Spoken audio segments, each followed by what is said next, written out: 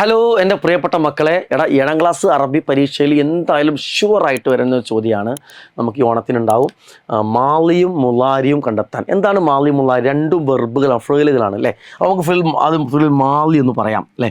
ഫിൽ മാളി എന്ന് പറഞ്ഞാൽ അത് പാസ്റ്റ് ടെൻസ് ആയിരിക്കും അല്ലേ. പാസ്റ്റ് ടെൻസ് ആയിട്ടുള്ള കഴിഞ്ഞു, ചെയ്തു, കണ്ടു എന്നൊക്കെ പറയുന്ന ടൈപ്പ് വാക്കുകളായിരിക്കും മാളി. മാളി കോമൺ ആയിട്ട് വരിക, നമ്മൾ കോമൺ ആയിട്ടുള്ള പഠിച്ചാൽ മതി. കോമൺ ആയിട്ടുള്ള വരും, ബാക്കിയുള്ളത് ഇവിടെ കൊടുക്കുമ്പോൾ ഇപ്പോൾ അത്അമ എന്നുള്ള 4 അക്ഷരത്തിൽ വരുന്ന മാളിയാണ്. അത് നിങ്ങളോട് എഴുതാൻ പറയില്ല, അത് എന്ത് ചെയ്യും, അത് ഇവിടെ ഓട്ടോമാറ്റിക്കലി ക്വസ്റ്റ്യനിൽ കൊടുക്കുന്നുണ്ടെങ്കിൽ നിങ്ങളത് മൈൻഡ് ചെയ്യണ്ട. ഫഅല രൂപത്തിലുള്ള വാക്കുകളായിരിക്കും, 3 അക്ഷരങ്ങൾ വരുന്ന അവസാനത്തെ അക്ഷരം ഫതഹ് ഉള്ള വാക്കുകളായിരിക്കും ഫിൽ മാളി. ഓക്കെ, ഇനിയും ഫിൽ മാളി തന്നെ ഇതേപോലത്തെ വേറെ വാക്കുകൾ ഏതൊക്കെയാണ്? ജലസ, എന്താണ്, ഇരുന്നു അല്ലേ. കതബ, എഴുതി ഉണ്ടോ. ഇങ്ങനെ 3 അക്ഷരങ്ങളിൽ വരുന്ന വാക്കുകളായിരിക്കും മാളിയായിട്ടുള്ള വാക്കുകൾ. ആ വാക്കുകൾ ആ തരത്തിലുള്ള വാക്കുകളായിരിക്കും. എന്നാൽ ഫിൽ മുലാരി എന്ന് പറഞ്ഞാൽ അത് പ്രസൻറ്റ് ടെൻസ് ആയിരിക്കും, നിലവിൽ നടന്നുകൊണ്ടിരിക്കുന്നത്, ചെയ്യുന്നു. അതല്ലെങ്കിൽ ഫ്യൂച്ചർ, വരാൻ ചെയ്യും എന്നുള്ള കാര്യമാണ്. നിങ്ങളൊന്നും മനസ്സിലാക്കണ്ട, നിങ്ങൾ എന്ത് മനസ്സിലാക്കിയാൽ മതി, നിങ്ങളത് യഫ്അലു രൂപത്തിലുള്ള വാക്കായിരിക്കും അല്ലേ. യഫ്അലു രൂപത്തിലുള്ള വാക്കായിരിക്കും. അതല്ലെങ്കിൽ ചിലപ്പോൾ അത് തഫ്അലു, ഫസ്റ്റത്തെ അക്ഷരം താ ആയിരിക്കും അല്ലേ. എന്നാൽ ബാക്കിയുള്ള 3 അക്ഷരം സെയിം ആയിരിക്കും. അതല്ലെങ്കിൽ അഫ്അലു എന്നുണ്ടാവും, അഫ്അലു രൂപത്തിലുള്ള വാക്കായിരിക്കും. അതുമല്ലെങ്കിൽ നഫ്അലു രൂപത്തിലുള്ള വാക്കായിരിക്കും. അപ്പോൾ ഇന്ന് ഒക്കെ വാക്കും ഒന്ന് തന്നെയാണ്. തുടക്കത്തിൽ ഇത് യാ ആവാം, ത ആവാം, ആ ആവാം, ന ആവാം.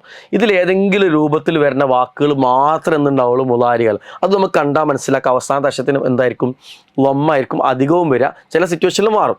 ഓക്കെ, ഇത് ഉദാഹരണമാണ്. നമ്മളവിടെ എഴുതിയ വാക്ക് ജലസൻ്റെ എഴുതിയില്ല. അപ്പോൾ എന്താ വരിക, യജിലിസു. ജലസൻ്റെ മുലാരി എന്താണ്, അതിന് എഫ്അൽ രൂപത്തിലാക്കി യജ്ലിസു കിട്ടി. ഇനിയോ കത്തബൻ്റെത് എന്താ വരിക, കത്തബൻ്റെത് യക്തുബു, എഴുതുന്നു ഉണ്ടോ. ഇത് ചെയ്തുകൊണ്ടിരിക്കുന്ന കാര്യമാണ്. ഇങ്ങനെ നമുക്ക് എന്ത് ചെയ്യാൻ പറ്റും, ഈ രൂപത്തിൽ വരുന്നതൊക്കെ മുലാരി ആയിരിക്കും. ഈ മാതിരി മനസ്സിലാക്കുക. എന്നിട്ട് ഈ പാരാഗ്രാഫ് നല്ലോണം വായിച്ചു നോക്കാം കേട്ടോ. ഇവിടെ റജ കണ്ടില്ലേ, അപ്പോൾ അത് ഫഅല രൂപത്തിലുള്ള 3 വാക്കാണ്. സോ അത് മാലിൻ്റെ കോളത്തിൽ എഴുതാം അല്ലേ. അതേപോലെ റ 3 അക്ഷരം വരുന്ന വാക്കാണ്, അത് മാലിൻ്റെ കൂട്ടത്തിൽ എഴുതാം കേട്ടോ.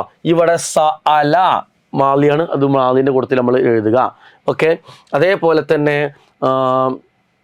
അജാബ എന്താണ്, മാലിൻ്റെ കുളത്തിൽ എഴുതാം. ഇനി മുലാരി ആയിട്ടുള്ള വാക്കുകൾ നോക്കാം നമുക്ക്.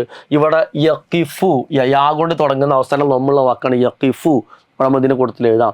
പിന്നെ ഇങ്ങനെ പോകുന്ന സമയത്ത് നമുക്ക് ഇവിടെ കിട്ടേണ്ട തഷ്ഉറു, തഫ്അല രൂപത്തിൽ വരുന്ന വാക്കാണ്, നമ്മൾ എന്ത് ചെയ്യുന്നു, അത് ഇവിടെ എഴുതാം, മുലാരിയാണ്. ഇനിയോ യുഅ്തി, യുഅ്തി എന്നുള്ള വാക്ക് മുലാരിയാണ്, അതിവിടെ എടുത്തിട്ട് എന്ത് ചെയ്യാം, എഴുതാം. ഈ രീതിയിലുള്ള ഇതിൽ മാലിയായിട്ട് വരുന്ന വാക്കുകൾ മാലിൻ്റെ കോളത്തിലും മുലാരിയായിട്ട് വരുന്ന വാക്കുകൾ മുലാരിൻ്റെ കോളത്തിൽ എഴുതുക. ഈ ക്വസ്റ്റ്യൻ എന്തായാലും വരും. ഇങ്ങനെ വന്നാൽ ഈ രീതിയിൽ ആൻസർ ചെയ്തിട്ട് എന്ത് ചെയ്യുക, മാർക്ക് സ്കോർ ചെയ്യുക. All the best. അസ്സലാമു അലൈക്കും.